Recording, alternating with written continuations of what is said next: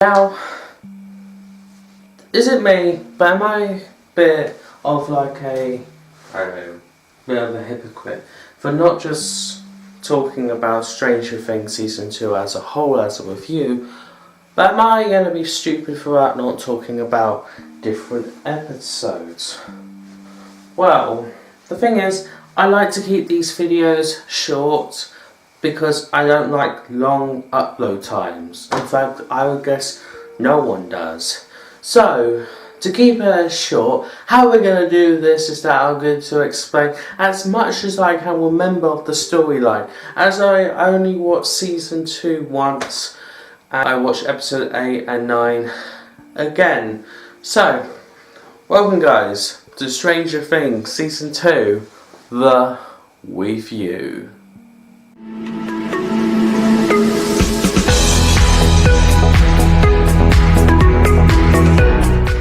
You could say this review will be quite different because there are certain things that I will talk about which will be in another theory video or kind of like a checklist video, that certain points that I made in my short films like Stranger Things After Events 1, 2 and 3 were made true within Season 2, and it actually felt so amazing. Links down below to those short films. But now let's actually get into the review.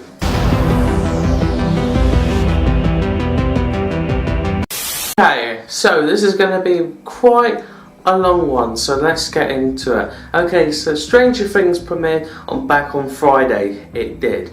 Now, it had 9 episodes, it did, one being based on 11. Okay, so the first episode was kind of looking at like a bit of like an introduction. We all got introduced to everything and all of the characters, including the new one, which is Max, into episode 1, and it was kind of like an introduction. And then episode 2 started to pick up on things. This one, from episode 2 to episode 9, was based around Halloween. So everything that happened was based around Halloween. We got also to see what happened with 11, like what happened to her. We already knew she wasn't dead before Season 2 began, but we got to see her life and where she was living. She was living with Hopper, that police officer that first we hated, but now we basically just love the bits, and he's kind of probably like, he cares, but if he's going to do something, he's going to do something, let's say. And then also moving on to episode 3. Oh, did I say I'll talk about the timeline? Okay. So, moving on to episode 3. By now, Will has seen quite a few episodes, he has, and also he has seen quite a lot of that big monster in the sky, and it's gotten to the point where he's getting a bit more insane, he is, but it hasn't fully triggered yet again until the end of the episode, because the bigger things sometimes happen within the first couple of minutes or in the beginning, but for the first couple of episodes it was mainly at the end. It was Will's sanity and also himself was being taken over from the monster that was in the upside down world. Being that Will was still human, but the thing that was taking control of him basically blew a lot of gas into him, so making him not human to the point where he may die. But spoiler alert, he does not die, because some characters have a special keychain around them saying, "You can't kill me just yet, ha." Okay. Now, what's happening with 11 with this point? Well, still living with Hopper, being a bit fed up, and she really wants to go out. Moving on to episode 4. Oh, you know what? Okay. The next couple of episodes, we get to see Will that he has more episodes. He has Joyce is still panicking. The demo dogs are also getting created. Dustin has got one of these little creature things that in one of the episodes develop into a demo dog, and also Dustin's cat dies. I never actually saw that scene. I must have skipped along too far. No, let's skip to the chase. by episode 7, 11 has actually, well, she's gone. She's not with Hopper anymore, and in fact she's gone out of her way to go and find her mother, who was unfortunately got her memory wiped, and also her sanity got a bit wiped from the government. It looks like the government hates humans, disgusting creatures. So she is young but also not functioning as properly, to the point where there's another person taking care of her, but also 11 finds her, and it looks like 11's mother and 11 has some sort of connection with their powers. Also, 11's real name is Jean. I don't want to call her Jean, I'll call her 11. Okay, and then I didn't really watch episode 7 because I really wanted to know what was going to happen with episode 8. Like, what was going to happen with that creature coming up. I really wanted to know. I couldn't give a shit about episode 7.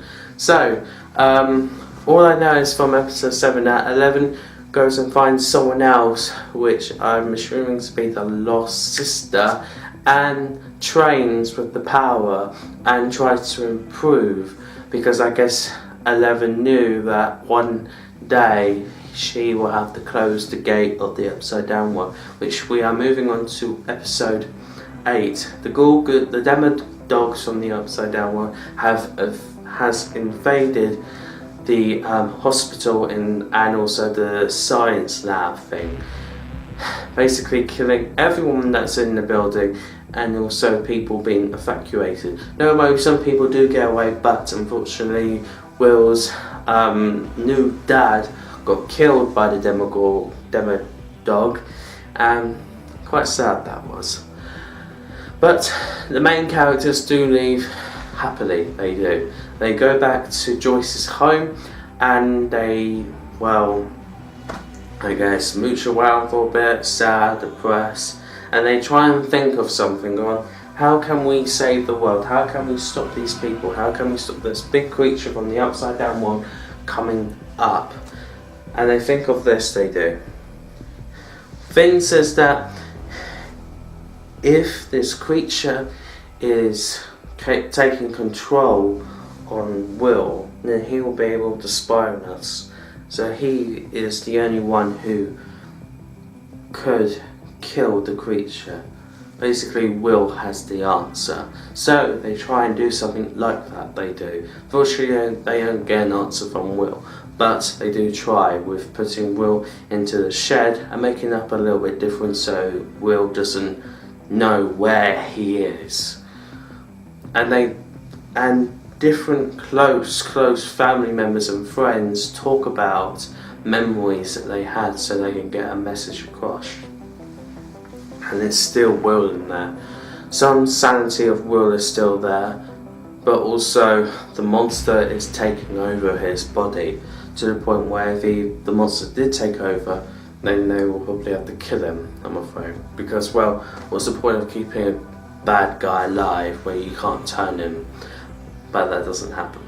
Instead, what happens is that they try their best and well, Morse code by tapping.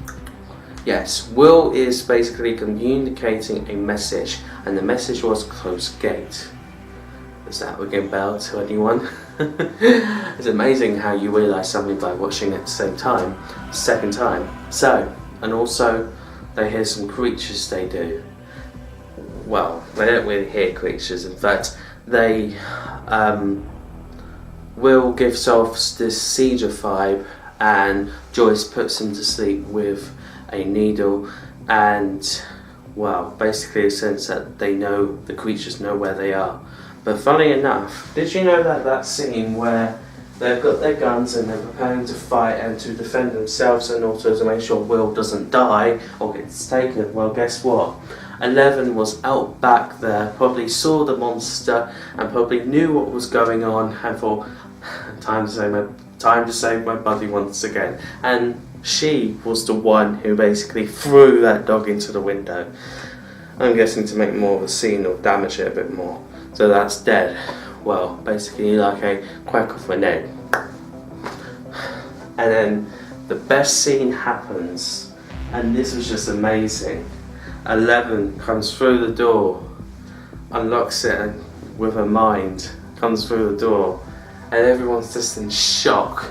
Everyone is literally in shock.